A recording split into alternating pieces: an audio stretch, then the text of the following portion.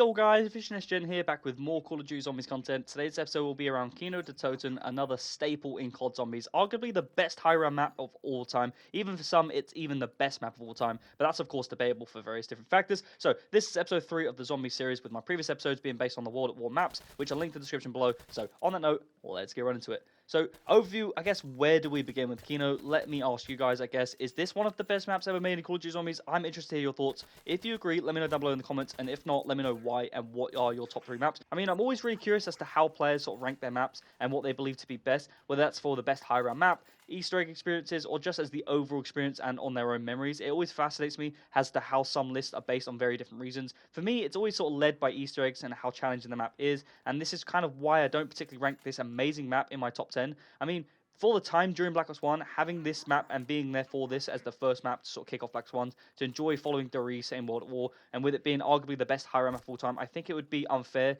to have it too low on my list. But that's just it for me. Having it in the top 10 without an Easter egg just doesn't really feel right. But it depends on, I guess, what list you're making, how you're ranking it, being based off various different reasons, and what can change this map for where it sits all time for sure. Now, as for Black Ops 1 Zombies, where I guess does this rank all time for overall Zombies as an experience? Is it a top 3? I mean, kind of has to be, right? Some may even have it as the number 1 best Zombies experience ever, but some also have it not even in the top 3. And for me, I guess Black Ops 1 is definitely in the top 3. It probably is the 3rd best all time, providing us with an abundance of content, giving us maps like Kino, 5, and Dead Ops Arcade as free to play, and then arguably the most iconic DLCs of all time, from Ascension, having the first ever Easter egg in Call of Duty Zombies, to Call of the Dead, a real personal favorite of mine. Figuring out that Easter egg back in 2011 was really challenging, especially without YouTube, and relying on things like game chat and random people, and trying to pick up the pieces. Now that was an experience I'll never forget, and especially the dial step. And then of course you had Shangri-La, definitely one of the hardest maps ever. This map was just ridiculously hard at the time. I mean, even now if you go back to it, it's still ridiculous. I've always considered myself a good Zombies player, but my god, even in a 4-man team setup, that was just a ridiculously hard sort of map to play, and to break even like the high rounds of 20s or even 30s, that was just ridiculously hard to do. And then of course the finale, Moon, a very controversial pick due to being its sort of inconsistent playability factors with the likes of the drills, the Area 51, Pack-a-Punch, and some of the other sort of smaller factors. But for me, that map is truly one of the best and sits very highly on my list. But if you were there for this map, and I guess in this game in its prime, playing those maps for the first time, completing the Easter eggs, all of these things, and blowing up the Earth right at the end as the finale, seeing it all come together for the first time, and trying to survive as long as possible on things like Area 51, it was a magical experience, a true masterpiece in my books, and definitely overall is why I think Black Ops 1 is just sort of criminally underrated in the community. Perhaps I'm wrong on that, I really hope I am, but I sort of think that it is definitely underrated, and I guess it kind of stems from people not being there and not really playing and experiencing these maps in their prime, and also just witnessing Black Ops 1 for what it was.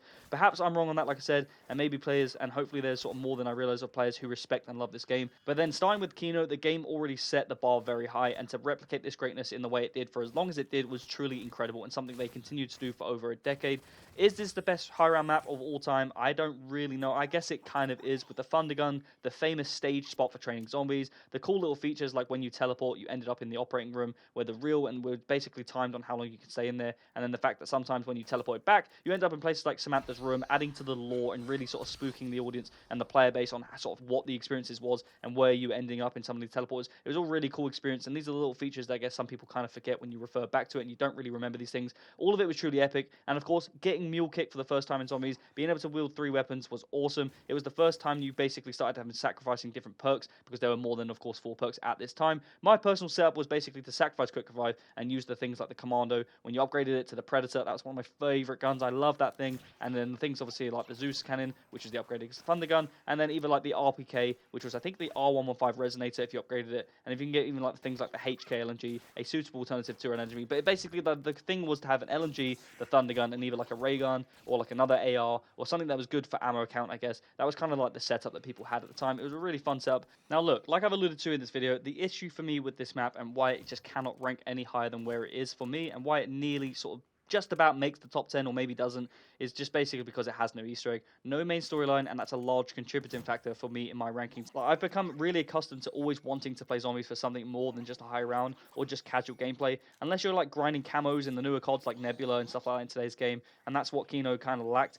But then I just find it hard to rank this in the top 10 when you've got other maps that had so much more going on, and there's just so much detail and so much hidden lore to the actual map itself. And that's kind of why this map just isn't that high for me. But I do appreciate, like I said, and I have alluded to already in this video, it's definitely one of the best high round maps of all time. And if I do occasionally want to go play for a high round, which I do, this is definitely one of the maps I first think of. This, the Reese, and a handful of others would be one of those maps. But for me, it just doesn't quite make it. But the weapons, man, they were just amazing. And even with the things like the ballistic knife, something that I guess most people didn't even really use, but I absolutely love that weapon, especially when paired with the Bowie knife. It was just such a fun combo for me. I used to be like the medic for my friends, as they often went down a fair few times. I mean, not all of us were blessed with the ability to maneuver zombies and hordes or train around the stage at a high round. It wasn't, I guess it's a gift, and not everyone was built for it, but some of my friends during that time, I mean, we were like 10, 11, 12 years old, whatever. Some people just couldn't hang and could not understand how some of us did it, and how some of us just stayed alive for so long. It got to the end of the game and only went down once. It was a truly, I guess it is a blessing, and I'm fully aware of it, but like the ballistic knife was really perfect for being able to revive people, because you could just shoot the knife and revive them from really far away. I used to do it from like the top mule kick section up above the stage, and I used to fire it onto the stage when my teammates went down, because that's just what I liked sort of doing. But it was just something I did for fun. It wasn't something I would use if you're playing on your own or whatever it was be. But the stage itself, I mean, so iconic, right? As for the stage, if there was a list for like the top 10 most iconic features of all times, I am absolutely sure that this would make it really high on the list, or even challenge for the top spot. The Thundergun and the stage on Kino just go hand in hand. They are a duo, and was always so much fun clearing rounds and making it a very effective area, and a method to reaching high rounds using this weapon. But look, in summary, Kino was always and has been a soft spot in our hearts due to the replayability, the weapons, the high round potential, core memories of zombie fans, as well as the other features that I've mentioned in this video. But I am interested to hear your thoughts, as I've said, on where you guys think this map lies all time in the rankings. Although this video isn't a ranking tier list, I'm still very interested to see what your reasons are as to why you guys rank it so highly, or as to reasons why you guys don't, and whether you guys agree with me. But as always, if you've enjoyed the video, don't forget to like and subscribe. And if you have any comments, tips, or tricks about playing zombies itself, or this map, or if you have any suggestions about future videos that you guys want to see, to remind you guys, this is episode 3 of the zombie series. I'm going to continue to start pumping out some zombies content ahead of sort of the upcoming Black Ops 7 launch and leading up to Black Ops 6. That's kind of my goal for this series, is to sort of backdate, start at World at War, which is what I've done, and work my way through some of my favorite maps of all time until we get to the present day and start producing some zombies content for the upcoming sort of game Black Ops 7, and as well as Black Ops 6 maps for all of the DLCs and so on. But that's pretty much it, guys, where we're at. If you guys have enjoyed the video, as I said, don't forget to like and subscribe, and also let me know down below if you have any comments about this video. I'm Visionist Gen. I hope you enjoyed the video, and I'll see you in the next one.